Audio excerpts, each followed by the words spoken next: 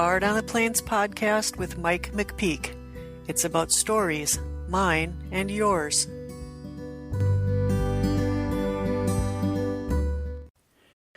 Hello everyone. This is the third time I've started this video. First time I didn't have a prop handy, and that just kind of threw me off. And the second time I'm sitting here and my beard started to tickle my nose, so I guess I decided it was time to trim my beard up so it wasn't quite as long. And then I decided, well, as long as you're going to be looking at me, I should maybe shave too and try to get a little bit presentable. But you know, hopefully the third time is the charm here and I can make this work. So again, this is another Sunday morning rambling that I'm having here. And I was laying in bed this morning because that's when I'm half asleep is when I seem to think I'm the smartest, or at least there's no evidence to prove me to the contrary. But I'm laying there and I had this idea for a podcast. I went in several different directions, and we'll see which one I end up picking here, and I'll probably meander all over the place, jumping back and forth between things, but that's just kind of the way my mind works. So you're welcome, I guess.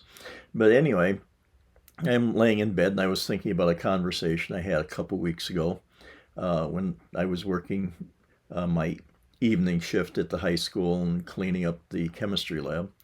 The middle school science teacher came in and was going to get a microscope and take over to show the kids stuff. And I said, yeah, I'm enough of a nerd. I had a microscope when I was a kid growing up out on the farm and all this kind of stuff. We got to talking about things, and I told her, you know, we still had the farm and it's south of town there.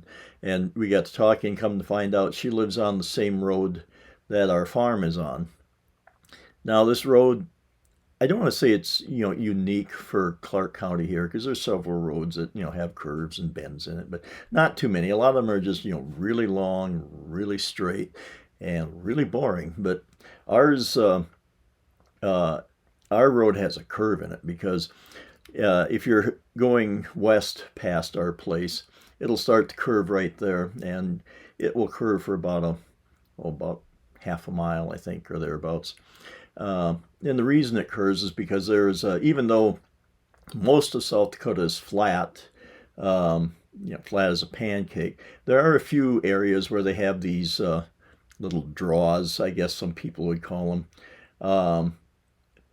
I don't know, I wouldn't quite call it a gulch. I tend to think of gulch as having a lot of trees growing in them. This doesn't. It's a creek bed that runs through there. Some people might call it a valley. To me, that would be a little bit generous. That would be like saying that this pen, this is a prop I forgot the first time, that this pen resembles the Washington Monument. Yes, it is tall and skinny, and it comes to a point at the end, but that's about the only similarities that they you know, share between each other. So this, you know, you can think valley, but think, you know, really small valley. And this was it was kind of unique. It had hills long enough that people could go sledding down them in the wintertime. So there would be people that would come out from Willow Lake or from Clark. And the nice thing about it was that at the time, the old country schoolhouse was right there, kind of in the middle part of the curves. And so a lot of people would rent the old country schoolhouse, and when I remember it, it wasn't a schoolhouse anymore. It was now like the township meeting place. Our country church, would have gatherings there because our church never had a basement or any room really for people to gather, and so we would use it. It was a building that was open to rent for, you know, the community to use, and so people would. In the wintertime, they would go out and they would rent this building, and they'd have to go in there because we turned the heat off all the time because there was no reason to heat a building that sat empty most of the time because it wasn't used very often. And there was no running water inside. There was nothing for it to freeze up. So it's just this big building. So people would rent it, and they'd go in there and turn the furnace on, and they would somebody would have a key to get in there so they could, you know, they'd have to get a key from somebody to use it and, you know, pay the rent. But they would go in there, and have, some hot chocolate and stuff set up, and then they'd go out sledding down this hill. And like I say, it was just kind of a local spot in our community there. But that's kind of the story of this road, and the valley, or the draw that's there. And so, it's kind of unique, but, we were talking about different things, and, about living down that road, and how that, if you start hitting south from the general direction of where our farm is there, it is 5 miles over to Highway 28, which is like one of the major highways that go through Clark County. And I was saying that there's really not anybody that lives out there in that part of the country. There used to be some neighbors that lived down there, but a lot of them either moved on or died, or quit farming or whatever, moved on. So there's very few people. I said, I call this coyote country out there, because it's just a lot of wide open spaces, and you can hear the coyotes howling out there. And she'd said she'd heard them too, and she was a little concerned because they had a couple dogs around there that they were kind of concerned about. And I said, yeah, when we were living on the farm out there, we had sheep, and it really concerned me, because when you have sheep and you hear coyotes, you just think the coyotes are saying, hey guys, the buffet's open, let's go have supper, which is not a good thing for, they can kill coyotes. They will kill a few of the sheep, but the problem is sheep are stupid. So they will,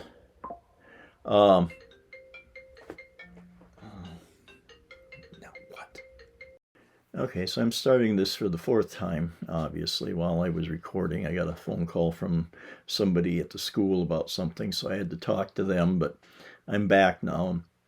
I had to go back and see what I was talking about, because I don't remember sometimes what I'm talking about, 5 minutes ago, so I had to go look it up. And yeah, I was talking about the coyotes and sheep, and how the coyotes will kill the sheep, and they will maim quite a few along the way too, but probably what kills the most sheep in an attack like that is the fact that they try to pile up on one another to try and offer some safety in numbers, I guess you'd call it, and so that the ones on the inside will hopefully be protected from the attack, and the ones on the outside literally end up being sacrificial lambs. But the problem with that is, when they pile on top of one another, like especially if they're like in a barn or something, it will pile in on top of one another, and are so scared that the ones on the bottoms end up getting crushed, or getting the air squeezed out of them. They end up suffocating because they can't breathe, because they're in this big pile of wool and they can't get any air. So sometimes more of the sheep die just from them piling up than they do from the coyote attack. And then you have to I was really young, so I don't remember it too much, but I do remember the story that Mom and Dad told about. We had some, it may have even been wild dogs too, I can't remember exactly, had attacked the sheep, and this had happened. And, the problem was, it was probably better for the sheep that were killed right away. The thing was, there was a bunch of them that was maimed, and you had to deal with them. The ones that you could save, reasonably, they would try to, but the others were probably so bad that they had to, kill them, put them out of their misery. And so, Mom and Dad, being the good people that they were, raised during the Depression, didn't let anything go to waste. So they, butchered all this meat, and a lot of these were old ewes, and they don't make good meat. That's what you call mutton. So it's got, it's the older ewes. They're kind of gamey. They kind of have a flavor to them. And, they did that and used up as much of that meat as they could. But, after that, we never ate very much sheep or lamb around the farm there, just because we got sick of it that one time. And that's why I've never really acquired a taste for lamb now. But I digress, as I always do. But, so we were talking about the country out there and the land and the farm and everything. Um, as I'm laying in bed, I got to thinking about this. And, to most people, that would just be a road. But for me, it was something, uh, it was significant in my life because, it's the road that when I was young, because of the big age difference between me and the rest of my family. So I'd be anxious for them to come home for Christmas and the holidays. And so I'd be sitting there looking out the front window of the door, uh, waiting for them to come down the road. And I couldn't see clearly down the road because there was these two big grain bins there. So I had this little area that I could look between to see the road out there to see if their car was coming, so I could rush out there and greet them when they came home. And I got pretty good at it because I finally realized that if I just stood there and stared, when they were coming down the road at night, I could see a slight reflection off the one grain bin. So then I would be extra alert to see and if it was them coming or if it was somebody, just driving down the road to some other place. But I would stand there and I would do that, and like I said, that was my big excitement when I was a kid, waiting for them to come home to visit, and so we could do things. And also in the morning too, I would stand there and wait for the school bus to come because I'm one of those people that I don't like to make people wait. If I know that somebody's going to come and pick me up or something needs to be done at that one time, I want to be there and be ready for them. And I just didn't want to be the one that held the bus up because I didn't have my act together and wasn't out there for them. So I would stand there in the morning and when they were coming from the east, and just look out the window there so that when I see them, I could rush out to the road and everybody could get on their way. But then there's other, stories about the road that I'm thinking of as I'm talking about this. One of them was that in the Great Plains out here, like North Dakota, South Dakota, Kansas, kind of in that area, Nebraska, we have this religious sect called Hutterites. Think of them kind of like Amish who have embraced technology. So they live in this communal setting, and when they get too many people in their colony, they will start a new one. And I could probably do a whole nother podcast just talking about them, their way of life and everything. But they live among us, and there's a little friction, but for the most part, we accept them, they accept us, and we go about our way. But so they were establishing a new colony over in the Vienna area, which is a very small town, about 13 miles to the east of us. And they were coming from another colony that was I think about 10 miles to the west of us. So they were driving past our road all the time, and their concept of our traffic laws were a little loose, especially the speed limit laws. So they would go flying around our curves quite often, which could, I'm surprised there wasn't, any more accidents than what there was around there, because it is a blind curve because our shoulder belt is there. So you have to go around the curve before you see anything. So they would go, flying around the curves. And sometimes they would do it in a big old feed truck, which I thought was really interesting, but they didn't seem to have any fear, or they really trusted in God a lot more than I did. But they would go flying around that curve. And I remember one night, shortly after my wife and I was married and we'd been living on the farm there, we had, my mom was talking to the lady that lives at the other end of the curves where this teacher lives in that house now. So Mom was talking to her, and she said, yeah, they had visitors in the middle of the night. Apparently a couple of these Hutterite guys were driving back to the colony in the dark, and they may or may not have indulged in a little bit of strawberry wine. I'm not entirely sure, but so they went past our house, and I don't think they realized the curves was coming up as fast as they were, um, and they went through the fence, down through the ditch, through the fence, and ended up in the bottom of this creek that creates that little draw that goes past the farm there. And apparently they didn't even notice our house there because they had to drive right past us. But apparently they didn't notice our house, so they walked to the other end of the road to the house down there.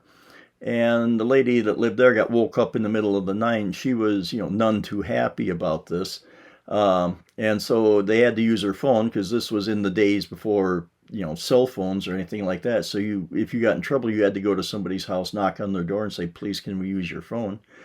And so she let them in, and they came and got them. And then the next morning, they came and got their vehicle out of the bottom of the creek bed. It's a seasonal creek, so there wasn't much water in there.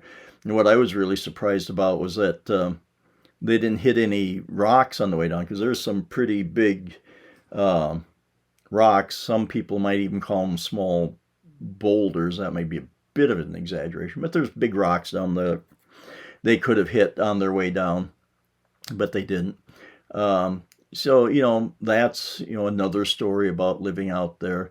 Another one, we had a hired man that was working for us, and he was pulling out of the driveway with the tractor. And I don't remember if he didn't look, or maybe he did look, and then he started to pull out. Well, then our neighbor was driving along that owned the land across the road from us, and he was looking over there checking on the animals and such, and he didn't see our hired man pull out, and so he ran into the front wheel of our tractor. He was going slow, so I think it did bend the rim a little bit, but there was no major damage done. And this was back in the days when cars and vehicles were made of steel, so it probably bent his bumper a little bit, but that was the end of that. That was about all the damage that there was, and so we just, everybody apologized, and we got it figured out and taken care of. And so that was that. But it's just, there's something about, like I say, that road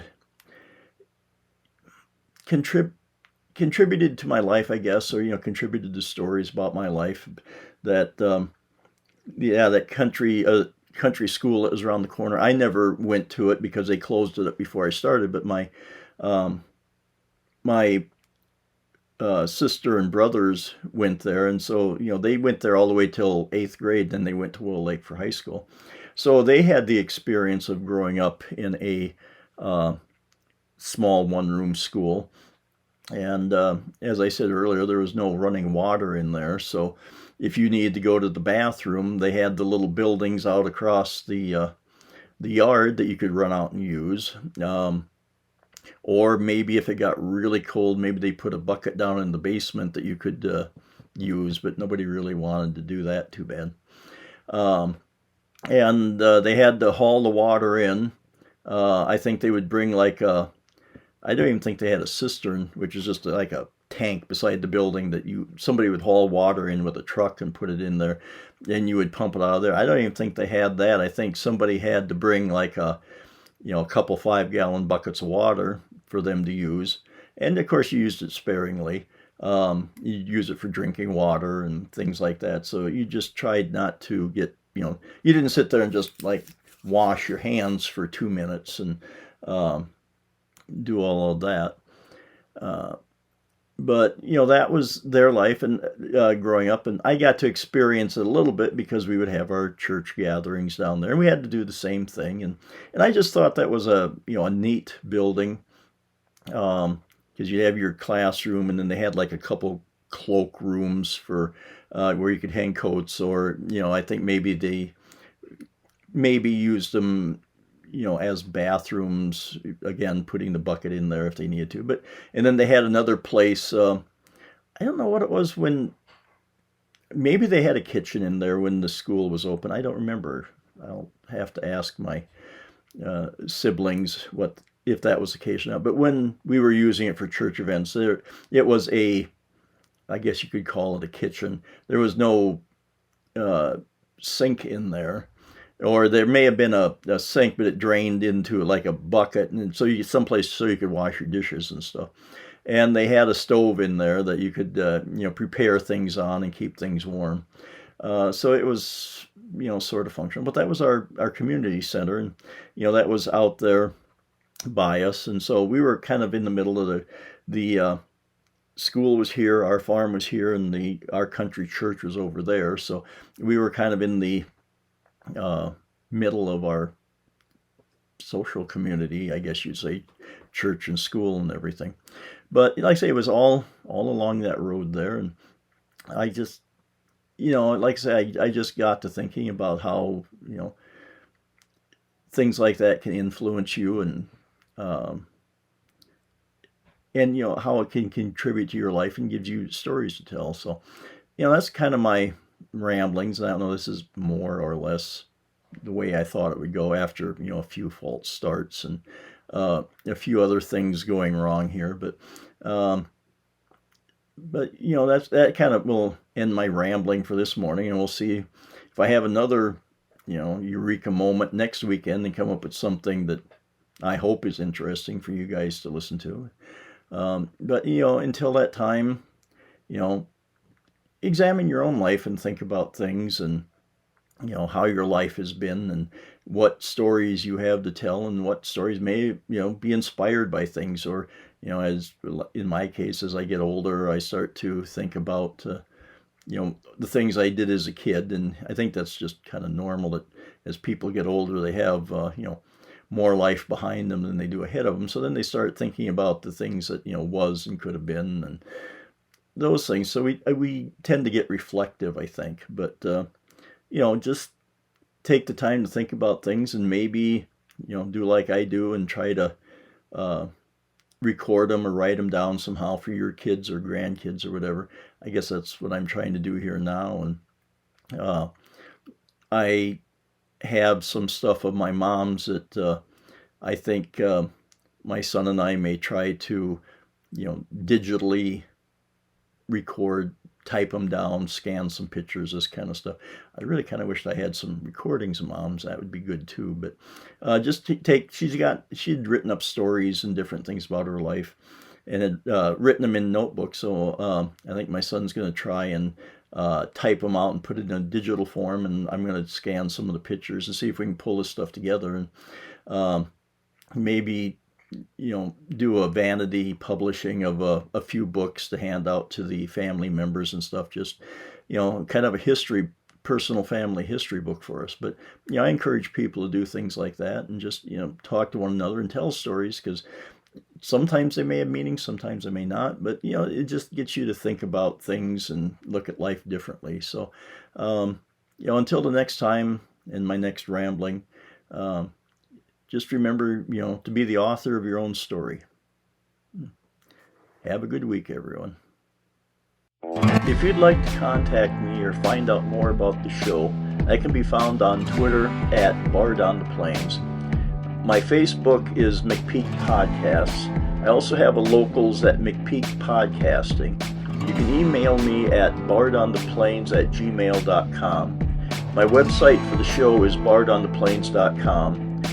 The website for my podcasting is mcpeakpodcasting.com. And my website for all the other stuff that I do can be found at mike-mcpeak.com. I thank you for listening, and please come back again.